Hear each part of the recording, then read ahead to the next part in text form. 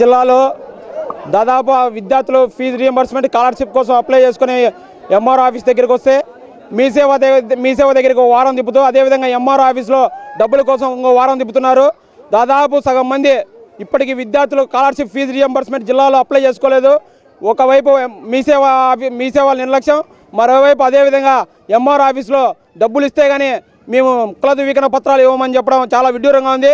వీరపల్లి మండలంలో విద్యార్థులు దాదాపు వారం రోజుల పాటు విద్యార్థులు ఎంఆర్ఓ ఆఫీస్ కాడ తిప్పి ఆదాయ కుల ధృవీకరణ పత్రాలు ఇవ్వాలంటే 500 నుంచి 1000 రూపాయలు ఇవ్వాలని చెప్పడం చాలా దారుణం. దీనిపైన వెంటనే జిల్లా కలెక్టర్ గారు, జిల్లా డీడీ గారు వెంటనే చర్యలు తీసుకోవాలా. ఇటువంటి దానిపైన ఈ వీరపల్లి మండల ఎంఆర్ఓ పైన అదేవిధంగా ఇక్కడ పనిచేస్తున్న వాళ్ళపైన పూర్తిగా విచారణ జరిపించాలని చెప్పి ఏఎస్ఎఫ్గా డిమాండ్ చేస్తున్నాం.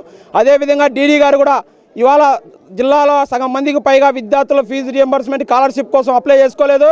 అదేవిధంగా డేట్ను పొడిగించాలా, ఫీజు రీయింబర్స్మెంట్ స్కాలర్షిప్ అప్లై చేసుకునేందుకు విద్యార్థులను డేట్ పొడిగించాలని చెప్పి మేము ఆల్ ఇండియా స్టూడెంట్స్ ఫెడరేషన్గా చెప్తున్నాం.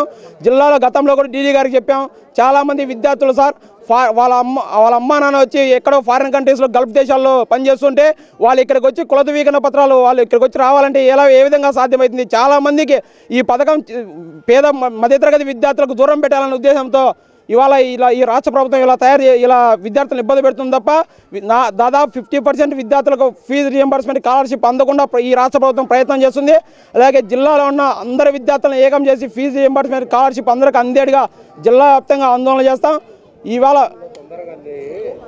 ఇవాళ వీరపల్లిలో దాదాపు సగం మంది విద్యార్థులు ఎంఆర్ఓ ఆఫీసు డబ్బులు ఇవ్వలేదని తిప్పుకుంటున్నారు. వెంటనే ఎంఆర్ఓ పైన జిల్లా కలెక్టర్ గారు చర్యలు తీసుకోవాలని మేము ఏఎస్ఎఫ్గా డిమాండ్ చేస్తున్నాం.